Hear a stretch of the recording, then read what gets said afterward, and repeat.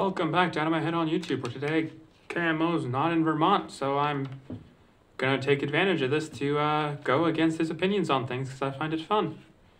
Anyone who watches his channel, and all the people who don't watch his channel but I've been tuning in recently, know KMO has been pushing the Yang Gang, which is fine, but I decided for a little bit of fun I'll go on Yang's 2020 website, look at his policies, and did this much research. This is all my research.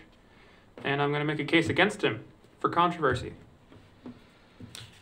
First problem I had looking through his policies was overuses the word provides in his policies. The government should provide X or B or blah, blah, blah. Government provides. The government doesn't provide things. The government doesn't produce anything, doesn't make anything, thus it cannot provide anything. The only thing the government does is take and give.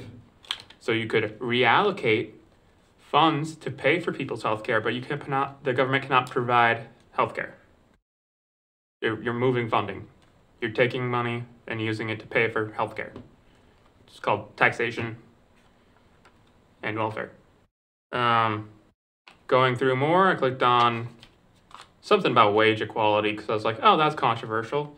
And he makes it big enough a policy where it's on his website where he wants to fight for equal pay because minorities and women make much less, that's a quote, than white men or something.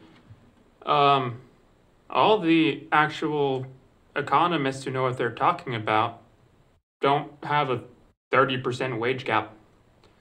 The only accurate one I've seen that accounts for actual life says maybe like a 1% wage gap, which is nothing more than a statistical anomaly.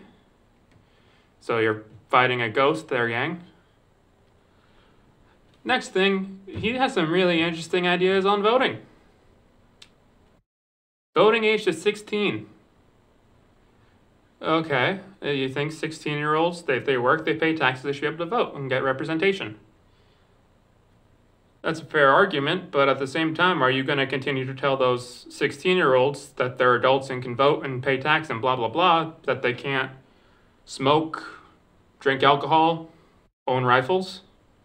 If you have the right to vote, you should have the right to bear arms too, don't you? I mean, in my state, 16-year-olds can't own rifles, but can't smoke. I'm 20 right now. I can't drink. But I can vote and I can pay taxes. We need to come up with a standard. What is an adult that has full bodily autonomy and full rights in the United States? If you think it's 16 and you need to be voting at 16, then you should be able to drink at 16. That's basic logic. He also wants to make it possible for adults to vote via mobile devices using blockchain technology. I'm not an expert on blockchains, but I have a feeling I know more than Andrew Yang because that's a stupid idea. Blockchain is really secure after it leaves point A on its way to point B. It will be secure and private, assuming you run an efficient blockchain with all the no funny business involved, which I don't trust the government to do. But how do you use a blockchain to verify someone's identity? How do you know who's on the other end of a cell phone? I mean, all the times my father couldn't vote because he was at work on voting day, I could have just taken his cell phone and voted for him at the age of 12. Just hope I vote for the right way.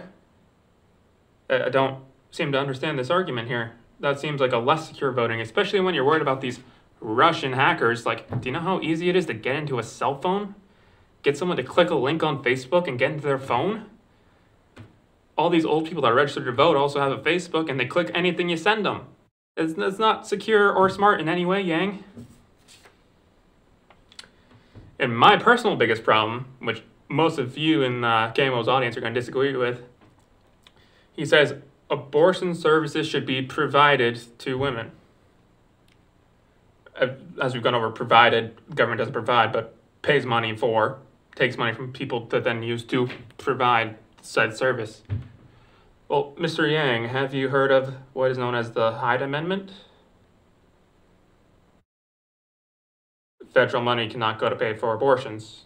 So as of right now, at least one policy on your website is not legal. Which brings me to my main point. Yang, Mr. Yang, with all due respect, the president is not a dictator. You're making a lot of promises and trying to propose a lot of policies that you don't have the power to enact as president. For a policy to go through, it needs to be written in either the House or Senate, and then pass through both and land on the president's desk, where he either signs or vetoes. That's how policies happen. Good luck getting your UBI, your abortions paid for by the federal government, your 16-year-old voting age, your mobile device vote. Good luck getting that through the Republican Senate. Unless you're doing it by executive order, in which case, just undermine democracy a little bit, will you? See, do I have any other notes here? You don't have the power to do that, man. That's all I got, because I only spent 15 minutes researching. But anyways, leave comments down below. Tell me what you disagree with me about. If I'm wrong about something, I'm not the most educated on blockchains. I've set more than one crypto miner in my time, though. Tell me if I'm wrong about something. Anyways, I did this video, so hopefully KMO does some rebuttals in the following days when he's got some free time. I don't know what he's up to, but until next time, I'll see you probably next week.